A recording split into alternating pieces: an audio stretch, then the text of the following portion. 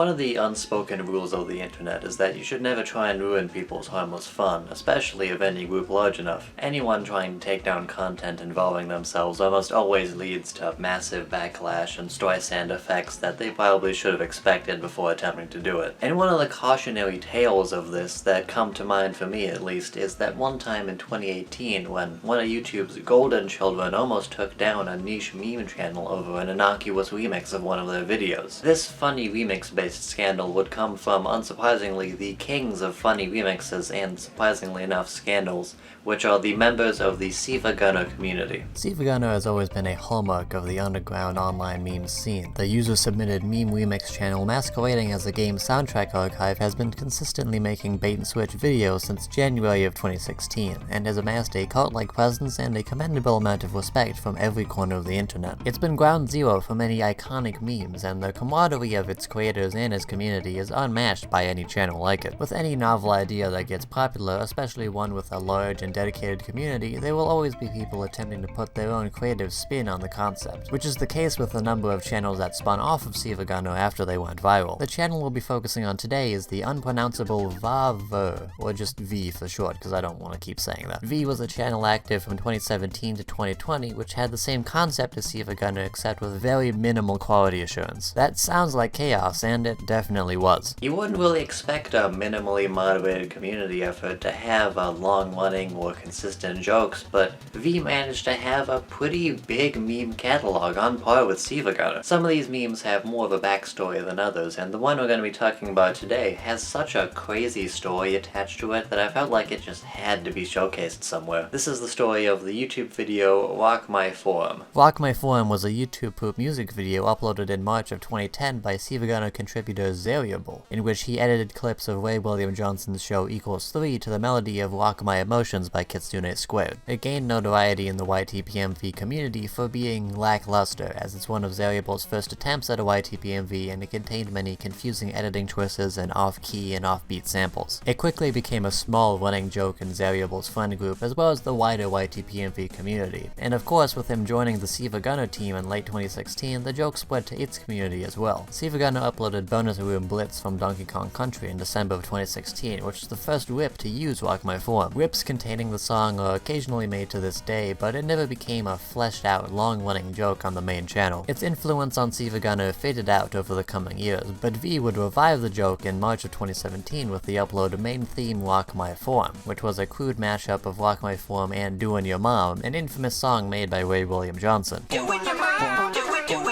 Yeah, like I said, very little quality assurance. This video single-handedly launched Rock My Forum into a cornerstone of V's meme catalog. More whips were consistently made with Rock My Forum, and its legacy on the channel was quickly cemented throughout 2017. But with that being said, however, the community had no idea how big its impact on the channel would truly be.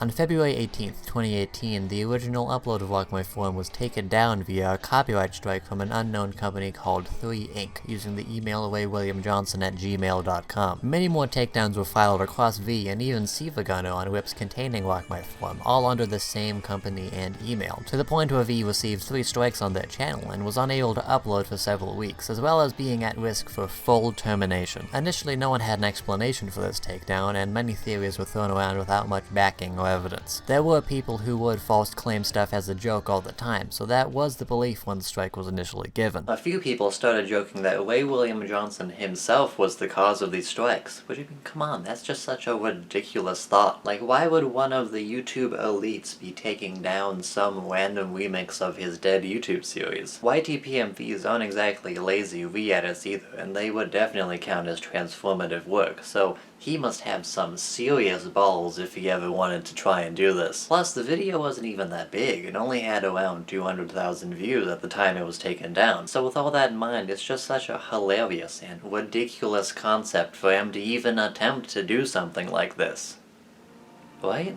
An old tweet was found a short time later of Wei saying that the email and company used in the takedowns were not affiliated with him, and this tweet was initially used as evidence against this theory. However, after the team at V failed to get in contact with Wei regarding the takedowns, this tweet was silently deleted, which led some credence to the idea that Wei was the one behind all this. After some investigation, the team talked to a member of the Trusted Flagger program and found out that this email was used to take down parodies of Wei's show in the past. We found proof of this email being used in 2013 to strike down a parody video. And that 3inc was a fake company, but it was fabricated by Wei himself to gain an unfair advantage in the copyright system by pretending the strikes were on behalf of a company and not a singular person, as well as striking videos multiple times after their claims were resolved. YouTube has been suppressing our paperwork for about 2 weeks now, so we know that they're probably treating him better than us because he has 10 million subscribers. Wei was also on a striking spree of sorts around the same time for the song Doin' Your Mom, which was frequently paired with Rock My Form in various whips that it's used in. He also has an apparent history of striking videos critical of him in the past, so Wei has never been above taking down other people's content that he found unsavory to his brand regardless of legality. Ray William Johnson actually striking a shitposting channel? That's ridiculous. Why would he do that? Now, I and a lot of people could easily see this as a joke theory being reported as fact, and with V's branding it would make some sense, but with the amount of circumstantial evidence and the sincerity of the statements made by V creators about this, it's clear that Wei did have a hand in taking Rock My Forum down.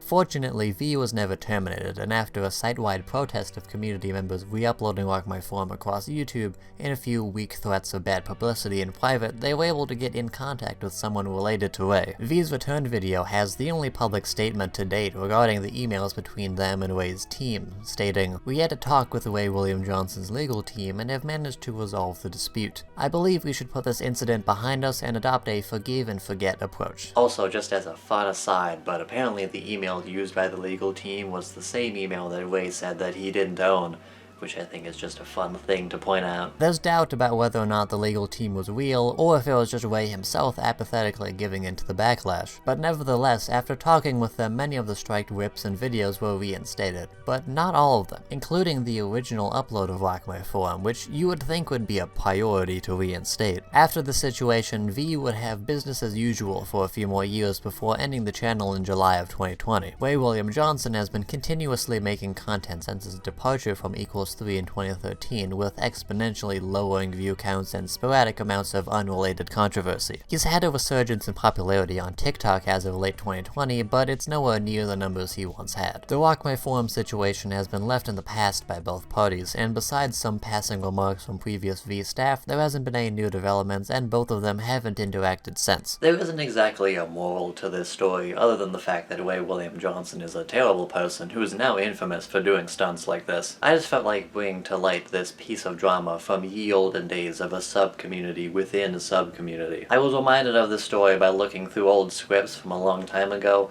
and I just remember this being such a baffling series of events that I felt like it probably should be shared somewhere cohesively. This story was aggravating for some and baffling for most, and trust me when I say that it was a huge deal when it was happening. Obviously, Ray William Johnson's got something going on up here, but I'm in no position to make some big expose or something. Look, I'm just the messenger here. You guys can come to your own conclusions. But those are all the details on the story, and most people involved really don't care about it anymore, although they're still angry for obvious reasons. And hopefully this is a satisfying story for all of you, so thank you all so much for watching, and I'll see you all in the next video.